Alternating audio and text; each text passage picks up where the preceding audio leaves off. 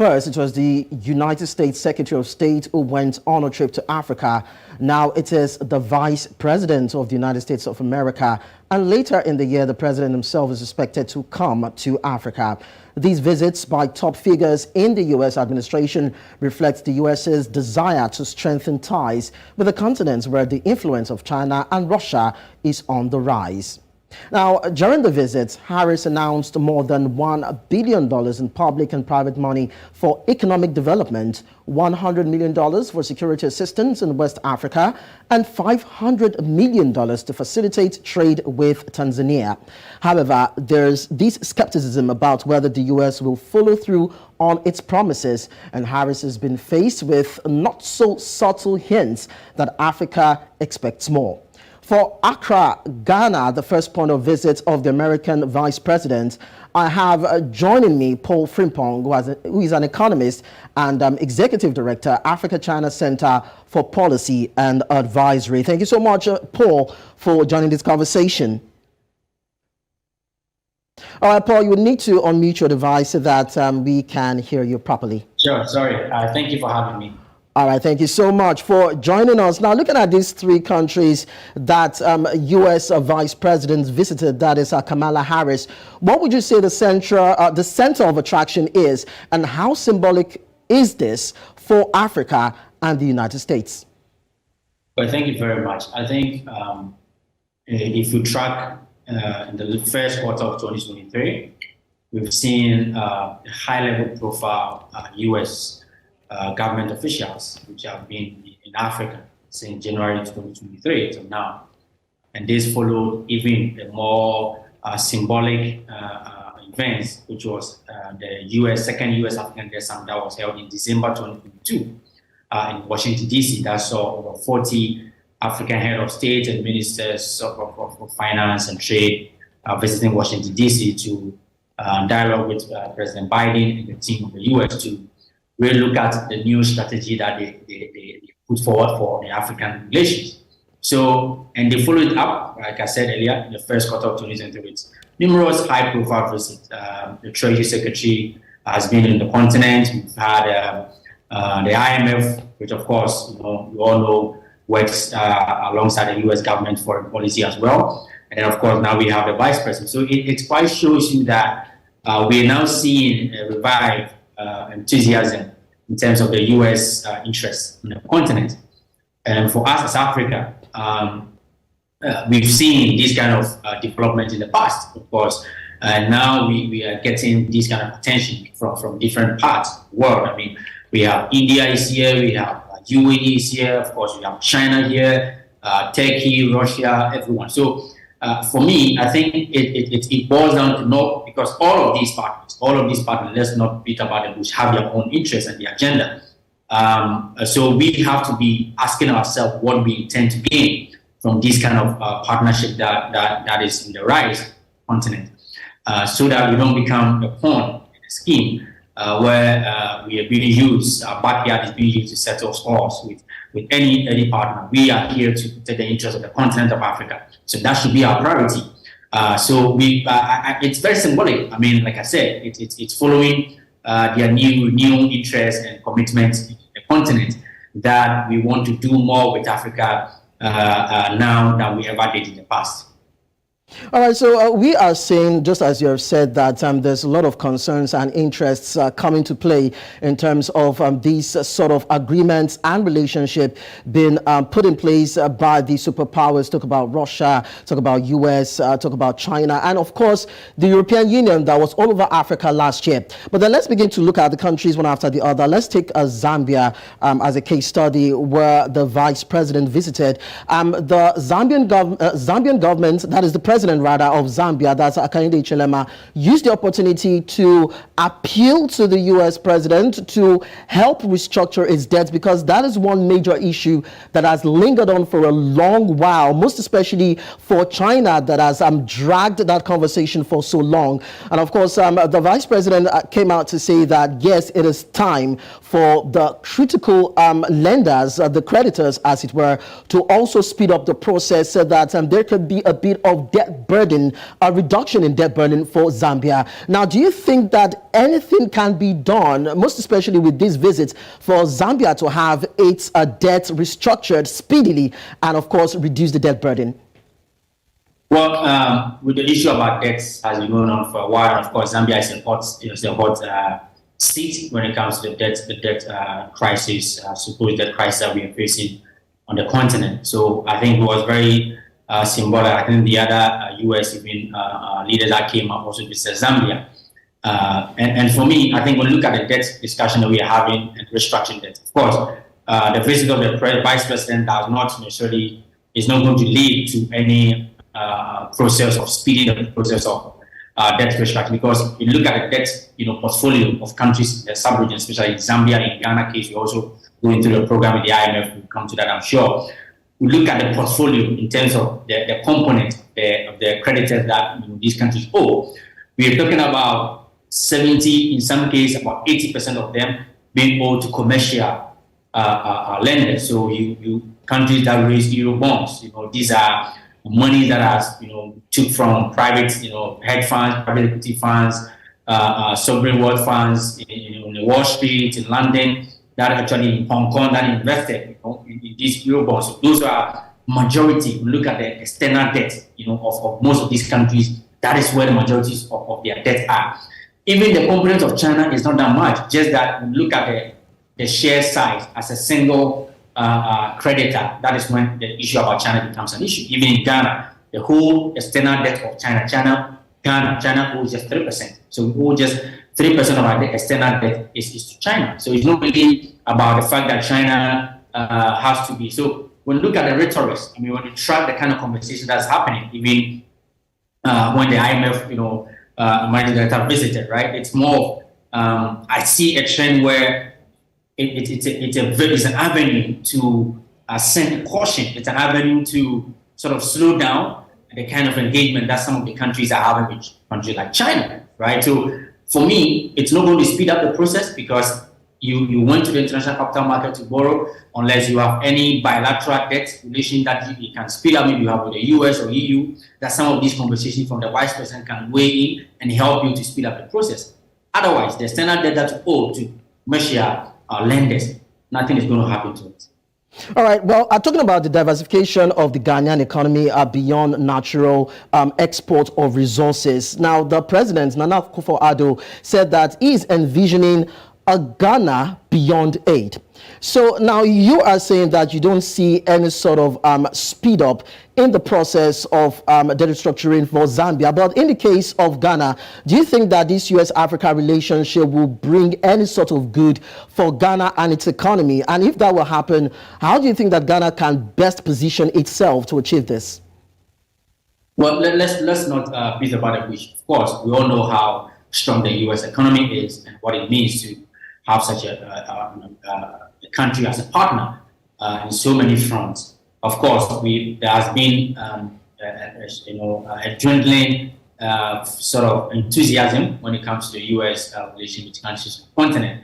It has, when you look at all the indexes that matter to the continent of Africa, countries on the continent, look at talking about building the economy back, infrastructure investment, FDI flows, and all of that. The U.S. has been falling short in terms of trade with countries on the continent. The U.S. is not the leading country in terms of partnering with so many countries here on the continent. In Ghana, in case of Ghana, of course, our largest trading partner is China, and it has been for over a decade now. So for me, we stand a chance to do a lot with the U.S., but more so if the strategy can change to a point where we discuss in terms of what we believe we need as a country, as Ghana. These are our priority areas. These are the areas we would like to collaborate. Are you in a position? Are you willing to provide the needed partnership that we need to secure these areas of our priorities that we are looking at? So for me, that is a fundamental. If that does not change, and we will still be going about, trying to do what is being told, what we've been told to do, like we've had in the period, years back, as we've seen, then nothing is going to happen. We might not be able to benefit. And beyond it, as you mentioned, that's been one of the key drivers or agenda of the current president of Ghana, that we want Ghana beyond aid. We've all seen the story about aid has not been pleasant on the continent. Billions of dollars have been thrown on the continent in the name of aid, and nothing has been achieved. We are saying that now we want to do business, we want to trade, we want to invest, we want to bring your enterprises here, we want to also have our enterprises back there in your country. We want to see us as partners, not a place where you can dump your aid and feel good about it. And then you turn around to tell me what I have to do, what laws I have to change. That era, I believe, is getting past now. So if we can get to a level where we can negotiate, we can talk, we can explain that as a country, this is where we are in our development journey. These are the key priority areas for us. And if we're a partner and you can be a part of this journey, why not? We have a lot that you have interest in. We have a lot of natural resources that is being exported to the US all these years. But what is it that we are getting in return? Absolutely nothing. So for me, I think if that strategy can change, where we can dialogue and have a conversation, that this is what we are looking at as a country. In the next 5 years, these are priority areas. We want to invest in education, we want to invest in healthcare, we want to invest in roads and rails. These are things that we need. And if that can happen, of course, US, I believe, is still in a position to help in these areas. But then if I'm going to take from your words, Paul, you talked about the need for Africa to get funds and some sort of investment in the area of education, infrastructural development, and all of the critical sectors of the economy. But then Africa has gotten aids, grants, funds from international creditors over the course of 2 decades or more. And we've not seen any tangible transitional developments in this area. So would you peg the fault, or would you peg the fault at the table of these international superpowers, as the case may be? Or you think, or you would say that it is these African governments that are not really channeling the funds in the areas that would bring about some sort of visible development in the areas that it is needing? Look, I think we also, of course, nobody can just push all the blame on the table of someone. As I said earlier, everyone is in to protect the interests of their economy, of their citizens, right? And we've seen numerous reports in terms of corruption. There are a lot of corruption-related activities when it comes to leadership on the continent. We've not had the best of leadership. Let's be frank about that. In our own way, we don't have the best of leadership for countries in the continent in the past few decades. And that, of course, has led to some of these challenges that we're facing as a continent, being not able to actually lead and be able to transform our economy. So the blame is squarely on the table of African leaders as well, in terms of what we've not been able to do, even the little results that we gain. But that is where I even like the approach that China uses, which is what even has been spoken against by some reporters, which is not true, because China is doing what they call resource for development, right? So, and this has been something that China did in its own development agenda, which is in the 1970s. They took a $10 billion worth of loan from Japan, and then Japan came in to dig the oil in China, take it back to Japan, and in exchange, develop infrastructure, the rails, and all the technological advancement of China through the $10 billion loan that they got from Japan. And that's the similar situation that we are facing on the continent, that if you want the roads, you want the railways, we have the capacity, we have the technical ability to do it. You have resources here. Why do you have to go? And this is the channel that we use in the cycle that we used to, which is now changing, right? So we take the natural resources in the raw form, we export it in the raw form, of course, get a few because it's not processed or anything. Then the money comes back. Now we are now going to find contractors to pay them money, and that's where all the corruption-related activities happen. But in the case of China, it's resources for development. You need rails, which is going to cost you, let's say, $100 billion to connect, let's say, Lagos to Abuja. I'm going to do that for you, but in exchange, give me an oil block. It's the same way. You are already taking the oil, exporting, refining the oil. And then you have to go and buy oil back using the money. And then we know what happens to these kind of foreign earnings that comes to the country through the porous political leadership that we have. So for me, I think we have to re-strategize and see how we want to see. Like you said, money comes in, money has been poured in, but we're not using it well. We're not using it well as ourselves to be able to develop the things that we need. So this alternative of being able to match our resources to the development that we need, I think is a brilliant step for the country. All right, talking about monies now, $1 billion for economic development coming from the United States to Africa, $100 million for security assistance, $500 million to assist trade. between United States and Tanzania. And now there is this concern about if the administration of Joe Biden will be able to get congressional support to galvanize this financial commitments. He has already pledged to the African continent. Do you think that the United States Congress would be an impediment to these monies coming out of the United States coffers down to Africa? Well, I believe we all want to see some of these the action following these talks, because there has been a number of U.S. Africa policy and programs that have not actually yielded the results stemming from the kind of commitment that was made by the U.S. government.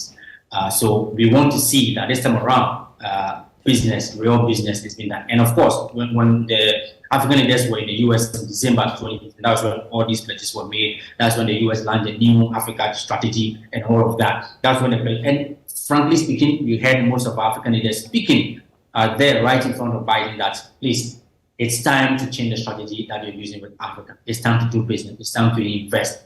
So I believe that if the U.S. has the capacity, they have the capacity to marshal, they have the capacity to bring along the private sector, drive to invest in the continent. And we all know U.S. is the largest capitalist country. The whole U.S. economy is built by the private sector. So they have the experience, they have the expertise, they have the insight, they have the right, technical ability to put together a strategy or program that will line up many U.S. African businesses and enterprises to now look at the continent in a different way that they used to. That is a continent where doing business is not sustainable. But now it's sustainable because others have done it. They've done it successfully when you left the scene. So I believe they have the capacity to do that, and that will really go a long way to help us Africa, because that's our interest. We want to develop. We need the resources, we need the technical abilities, we need the technology to be able to transform our economy. So that would be a welcome development if we can see some level of action. And I believe if they stick to their plans and their commitment, US can actually lead this and bring all these investments onto the continent. All right, Paul, before I let you go, let me be a little bit cheeky here, because you've talked about the fact that there's a need for a change in strategy and, of course, for Africa to set the tone for discussions that can bring about some positivity in this relationship between Africa and the rest of the world. Now, there is this speculation that this is more or less like a geopolitical game for U.S., most especially looking at the fact that China had gained inroad into Africa way before now, and so it's a battle of competition and of course a scramble for Africa and its resources, and not necessarily for the need to have that strong bilateral ties with the African continent. In about a minute or two, I'd like you to just look at that speculation and have your thoughts on that.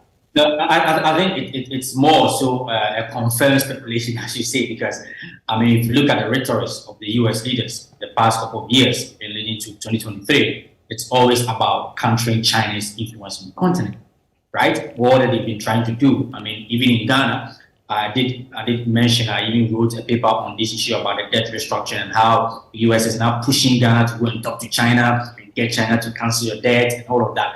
We have to be very careful as a continent that our house, our continent, our home is not used as a battleground to settle any score. We are in for our own interest. We want to work with the right partner.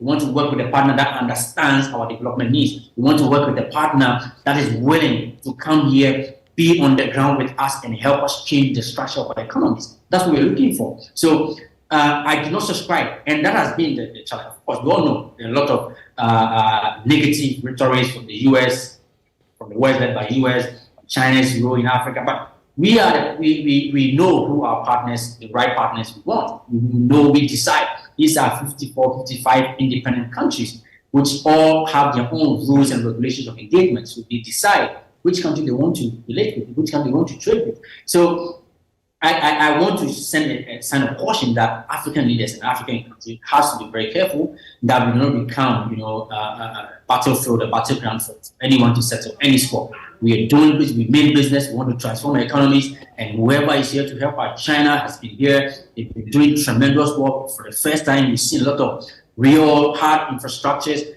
mushrooming across the continent, so many countries. Even this, last year or so, there was a launch of the new port, a state-of-the-art port in Nigeria, launched by China. And so we're seeing real infrastructure, and that has been, Africa has been speaking the infrastructure deficit song for decades, and nothing was done about it when we're dealing with our traditional partners, such as the US. Now all of a sudden we have China that's coming in, stepping in, providing all these infrastructure gaps. So for me, I think it's about we standing our ground and deciding that this is what is in the best interest of us, and we will do business with anyone, with India, with Turkey, with the UAE, Saudi Arabia, the UK, France, US, anyone is welcome to business on the continent. And we will not allow, we shouldn't allow anyone to use as a pawn scheme. So for me, I think that should be the way forward for the continent. Okay, let's just quickly wrap things up now, Paul. Now, let's look at the AFCFTA, because we're seeing this sort of partnership options coming to Africa now. So how do you think Africa can actually leverage that particular agreement to bolster its bilateral ties and economy? Just in about a minute, please. I think from the onset, the EFA, the Africa Continental Free Trade Area, should be at the forefront of most of the conversation that we have in our development, especially the advanced and developed economies like the US, the UK, the EU, China, India, all these big, large economies. The AFCFTA should be at the forefront whenever we are dealing with this country, because the AFCFTA actually has made us create a common market of over 1.4 billion people access of market access that could be created. In the past, you see that we're dealing with these countries in a tiny, fragmented, small country level, sitting on the table with China, trying to cut a deal in trade. Obviously, that's not going to work. So I foresee going forward, and the good part is that most of these countries are now also develop their core strategies to deal with the continent. So we have to approach them with the AFCFTA. For example, China has what they call the Belt and Road Initiative, one of the largest infrastructure development connecting Europe, Asia, and Africa in the history of the world. Nothing like that has been done before. So where and how do we fit in the Africa Continental Free Trade Area? That is how we should approach it. The US new strategy for Africa. How do we marry that with the Africa Continental Free Trade Area? How do they fit in terms of how they want to do business with the continent? So it's very significant. Now that we passed it and it's working, I believe we can leverage on the AFCFTA to get the best of the deals in terms of bilateral relations and multilateral relations. Well, the way we see it now, Africa is in its best stead to see how conversations can be driven in terms of economical growth for the continent. But of course, just like you said, it's all about strategy and leveraging on the available resources so that Africa can drive the conversation upward for some sort of growth as it is hoping for. Thank you so much, Paul, for joining the conversation. Thank you for having me.